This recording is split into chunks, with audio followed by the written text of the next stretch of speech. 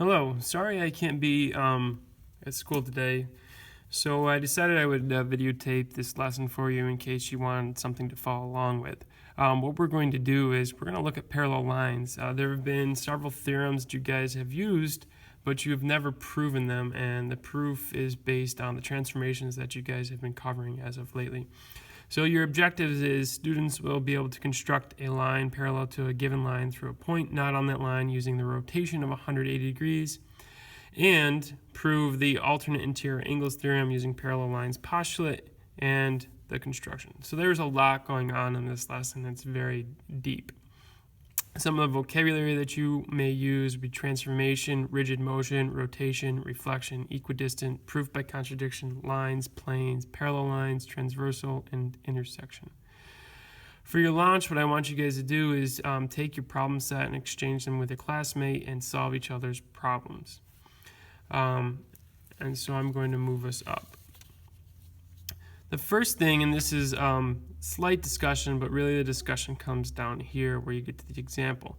The discussion says, we say that two lines are parallel if they lie in the same plane and do not intersect. Okay? Two segments or rays are parallel if the lines containing them are also parallel. So that's sort of the standard definition that you guys have been working with all along. And we just need to make sure we understand some of the pieces and parts to it. So example number one says, why is the phrase in the plane? So why is the phrase in the plane critical to the definition of parallel lines? And so go back to this and reread your definition. We say two parallel lines are parallel if they lie in the same plane and do not intersect. So you have two criteria that make up parallel lines: being in the same plane and the fact that they do not intersect. Okay? So you might be wondering, and what I'd like you to do is I would like you to pause the video at this moment and turn to your shoulder partner and have a discussion on why you think the phrase in the plane is critical to the definition of parallel lines.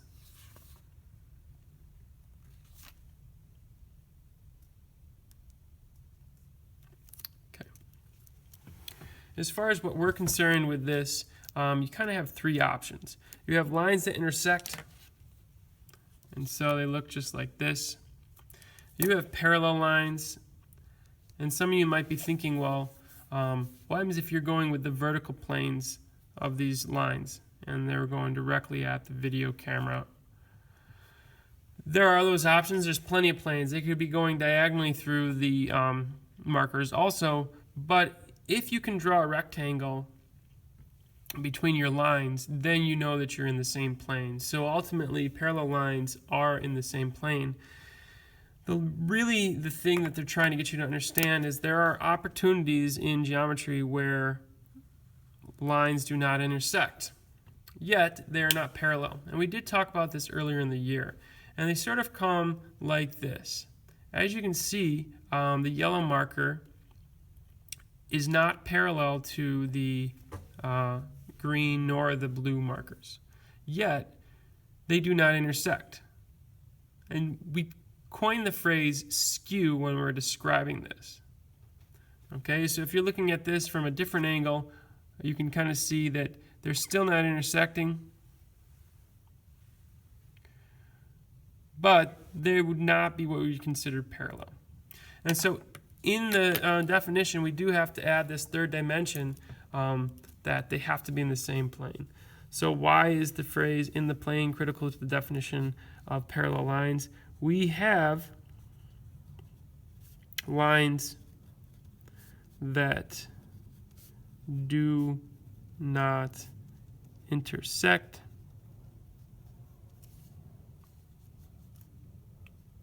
but are not parallel.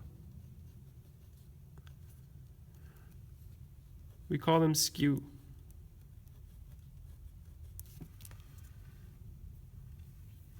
Okay? And so the best example that I can give you for skew is if you think about a bridge. So you've got a bridge going over a road. and your bridge and your road don't actually intersect. But if you're looking at them aerially, like if you're in a helicopter, they would look like it. Okay? And so even though they don't intersect, they're not considered parallel. They're considered skewed. So there's your example. If we have lines that do not intersect but are not parallel, they're called skew. So we must define the parallel lines as being in the same plane.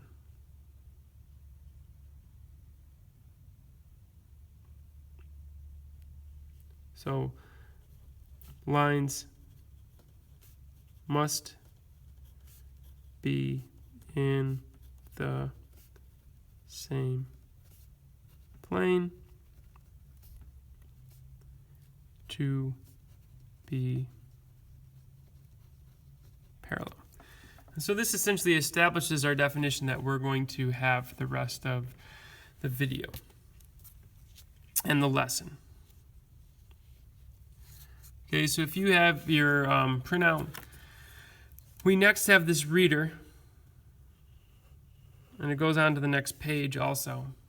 So I'm going to ask you to pause the video, annotate, underline, identify important key information, and then unpause it and we'll talk about it.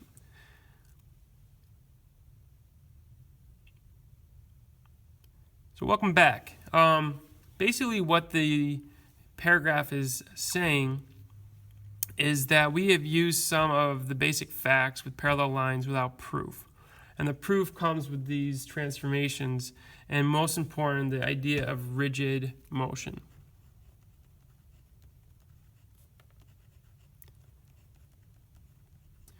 And so it might be really important to think about what is rigid motion. Well, what does rigid mean?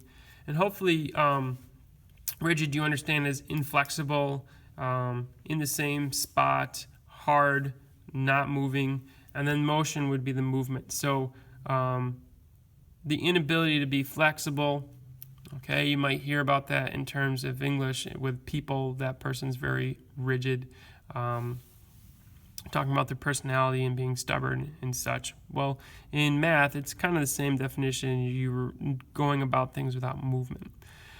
And so what I would take away from this is they've provided you a theorem that you really should know. Suppose a transversal intersects a pair of parallel lines, or pair lines, if lines are parallel if and only if a pair of alternate interior angles are equal in measure. And so the if and only if kind of allows us to go two ways. Basically, we could start with things being parallel, and then we know that we have alternate interior angles, or we could start with alternate interior angles and end up knowing that things are parallel. Our goal in this lesson, so that would be a key thing that I would identify. Our goal in this lesson is to prove this theorem using basic rigid motions. Okay, so in essence, they're going to prove this theorem that you guys are working on or looking at in blue through all the transformations that you've just learned. And this whole other piece is for you history buffs, because this was studied long ago. And you might be thinking, well, why are we studying it still? Because the thought process behind the proof is ultimately really important, and it gives you basis for understanding these things. Okay? So if you're looking at this, we have our basic facts. And basically this theorem, the previous theorem,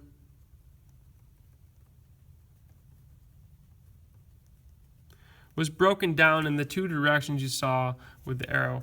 And so I'll try to color coordinate this, but if I start with two alternate interior angles in one scenario, if I reverse that order, it would mean I would finish with them in the next, and vice versa. If we end with a pair of parallel lines, then we should start with it in the previous one. Okay, and ultimately that's what we're trying to prove. Okay. Through the next construction, they're trying to get you to understand what's going on. And so given a line L and a point P not on the line, so that is really, really important as we go through our proof later on. So point P cannot be on the line. Follow the steps to rotate the 180 degrees to form the image line that passes through P. And so what we have here is, first things first, you have to have a point A.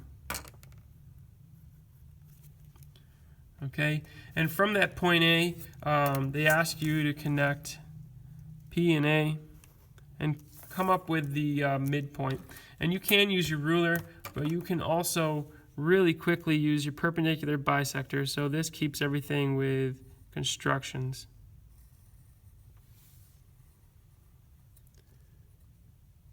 You might be wondering what's the connection between the perpendicular bisector and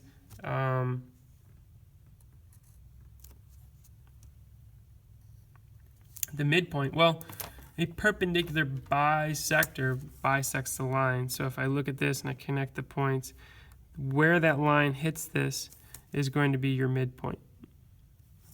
Okay, and our midpoint in this scenario would keep these two segments congruent. We're also going to label it C. The next step that they ask us to do is pick any point B. So I'm going to pick B over here. They ask us to draw a line. So make sure you're actually drawing the line CB. So you've got to notice that there are arrows on the endpoints there. And so CB is a line. It'll become more apparent in a second why I need this line. Next, I pick a radius centered at C with a distance of B. I loop it around.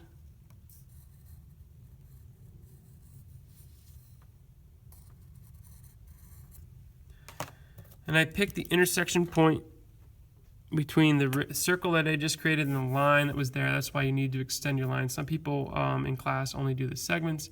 We need the whole entire line. And so that point will allow us to create the parallel lines.